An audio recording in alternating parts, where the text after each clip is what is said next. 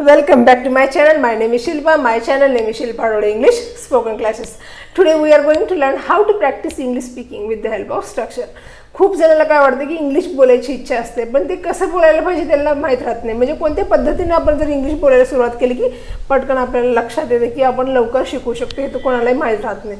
त्यासाठी खास तुमच्यासाठी हा व्हिडिओ. म्हणजे तुम्ही कोणत्या प्रकारे इंग्लिश प्रॅक्टिस करू शकता. ओके, तुम्हाला समोरची व्यक्ती काही जर बोलायचं इंग्लिशमधून जर काहीतरी काही बोलले तर तुम्हाला लक्ष द्यायला पाहिजे. त्यासाठी तुम्हाला शब्दसाठा खूप महत्त्वाचं आहे. लक्षात आलं समोरची व्यक्ती तुम्हाला काहीतरी इंग्लिशमधून सेंटेन्स वगैरे बोलले काहीतरी थोडंसं बोलले स्पीच तर ते तुम्हाला लक्षात आलं पाहिजे. ते लक्षात केव्हा येते आपल्याला कळ शब्दसाठा असलं तरच येते. म्हणजे पहिली गोष्ट काही तुम्हाला शब्दसाठा असणे गरजेचं आहे. लक्षात आलं.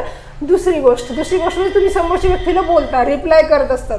मग ते रिप्लाय करताना तुम्हाला सेंटेन्स कसं बिल्ड होतं ते तुम्हाला लक्षात आलं पाहिजे. ओके, जसं की तुम्हाला बघू शकता तुम्हाला जर माहीत असेल समोरची व्यक्ती काहीही बोलो मग त्यांना तुम्हाला रिप्लाय द्यायचं उत्तर त्यांच्या प्रश्नाचं उत्तर द्यायचं किंवा त्याला रिप्लाय करायचं. तर तुम्हाला काय म्हणू शकता ती मुलगी कुठे गेली असं म्हणून त्यांनी विचारलं तर तुम्ही काय म्हणता ती मुलगी तिकडे गेली. म्हणजे या प्रकारच्या वाक्याला कोणतं स्ट्रक्चर वापरायला पाहिजे किंवा कोणतं वर्ब ठेवायला पाहिजे तुमचं थोडंसं नॉलेज असायला पाहिजे. मग तेव्हाच तुम्ही तिथे इंग्लिश बोलू शकता. म्हणजे त्यासाठी मी खास तुमच्यासाठी व्हिडिओ आणलेले की तुम्हाला स्ट्रक्चर जर माहीत असलं तर तुम्ही आरामरीतीने तिथं वाक्य किती तुम्ही स्वतःहून बिल्ड करू शकता. तुम्हाला या प्रकारे वाक्य जर तुम्हाला या प्रकारे वाक्य आहेत बघा हे असंच चालू राहिलं तर तो एक दिवस मरेल किंवा हे असंच चालू राहिलं तर ती इकडे येणार नाही. हे असंच चालू राहिलं ती इकडे येईल.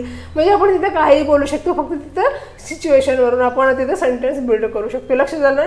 म्हणजे तुम्हाला समोरच्या व्यक्तीला बोलत असताना सुद्धा तुमच्या माइंडमध्ये स्ट्रक्चर असायला पाहिजे. त्यासाठी मी प्रत्येक व्हिडिओ स्ट्रक्चरवर आणत असते. म्हणजे नवीन शिकणाऱ्याला म्हणजे इंग्लिश बोलता तुम्ही असं इंग्लिश बोलायला सुरुवात केलं प्रॅक्टिस करत गेली की तुम्हाला पुढं स्ट्रक्चरची सुद्धा गरज लागणार नाही.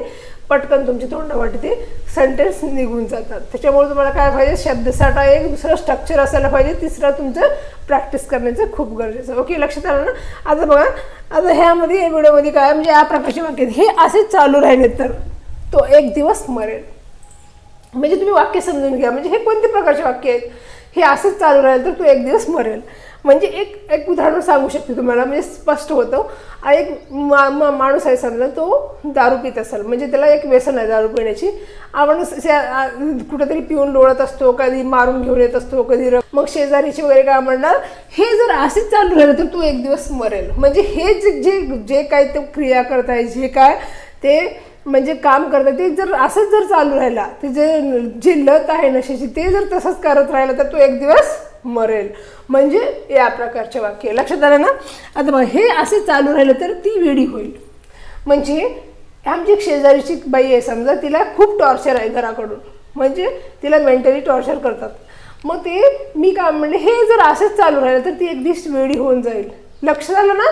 म्हणजे फक्त मी उदाहरण तुम्हाला कशामुळे देते की तुम्हाला ते स्पष्ट असायला पाहिजे. म्हणजे तुमचं कन्सेप्ट क्लिअर झालं तर तुम्ही पुढे जाऊन सेंटेन्स वापरू शकता. लक्षात आलं ना. स्ट्रक्चर वापरू शकता. हे असंच चालू राहिलं तर मी तुम्हाला शिकवणार नाही. मी क्लास घेत असताना जर विद्यार्थी जर गोंधळ करत असले तर मी काय म्हणणार हे जर असंच चालू असलं तर मी तुम्हाला शिकवणार नाही. लक्षात आलं ना. म्हणजे या प्रकारचे वाक्य हे असंच चालू राहिलं तर तू परीक्षा पास होणार नाहीस. आता एक मुलगा 10वीला आहे समजा तू असं जर चालू राहिलं तुझं म्हणजे तुला खेळणं टी व्ही बघणं हे जर तुझं असंच चालू राहिलं तर तू परीक्षा पास होणार नाहीस. म्हणजे अशा प्रकारचे वाक्य.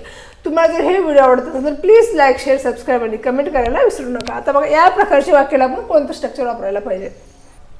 If this goes on plus sentence.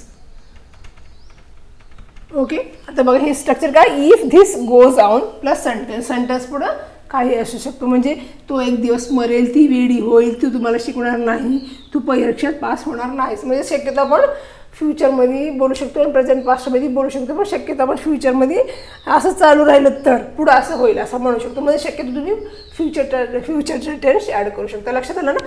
आता बघा हे असं चालू राहिलं तर तो एक दिवस मरेल. If this goes on he will die. कधी एक दिवस. If this goes on he will die one day. म्हणजे एक दिवस तो मरेल असं म्हणण्यासारखं. लक्षात आलं ना. या प्रकारे हे असे चालू राहिलं तर ती वेडी होईल. हे this goes on, she will be mad. बी म्हणजे होणे असणे, पुढं काय व्हायचं असलं आपण तिथं बीचा वापर करत असतो. लक्षात. If this goes on she will be mad, म्हणजे ती एक वेडी होईल म्हणण्याचं काय. हे असे चालू राहिले तर मी तुम्हाला शिकवणार नाही. इफ दिस गोज ऑन, मी तुम्हाला शिकवणार नाही. आय विल नॉट टीच, कोणाला? तुम्हाला. I will not teach you. म्हणजे आता बघा, if this goes on I will not teach you, म्हणजे हे असं चालू राहिलं तर मी तुम्हाला शिकवणार नाही. हे असे चालू राहिलं तर तू परीक्षा पास होणार नाहीस. इफ धिस गोज ऑन, तू परीक्षा पास होणार नाहीस.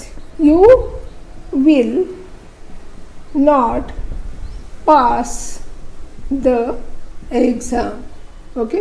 आता बघा कसं लक्षात आलं. If this goes on you will not pass the exam, म्हणजे तू परीक्षेत पास होणार नाहीस. तुम्हाला जर हे व्हिडिओ आवडत असेल तर प्लीज लाईक, शेअर, सबस्क्राईब आणि कमेंट करायला विसरू नका. एक कमेंट सेक्शनमध्ये वाक्य घ्या. हे असे चालू राहिले तर ती इथे येईल, म्हणजे तुमचे घर मालकी नाही. समजा तुम्ही दररोज तुम्ही काहीतरी ते रूममध्ये वरी तुम्ही वरी राहत असाल, त्यांनी खाली राहत असेल, तर काहीतरी धिंगाणं करत असलं, काहीतरी रोज पाडापाडी करत असलं, हे जर असंच चालू राहिलं तर ती इथे येईल, म्हणजे ती इकडं येईल आणि रूम खाली करा असं म्हणाल सुद्धा. म्हणजे कोणते आपण तिथे उदाहरणं पण ठेवू शकतो. लक्षात आलं ना. तुम्हाला जर हे व्हिडिओ आवडत असेल तर प्लीज लाईक, शेअर, सबस्क्राईब आणि कमेंट करायला विसरू नका. धन्यवाद.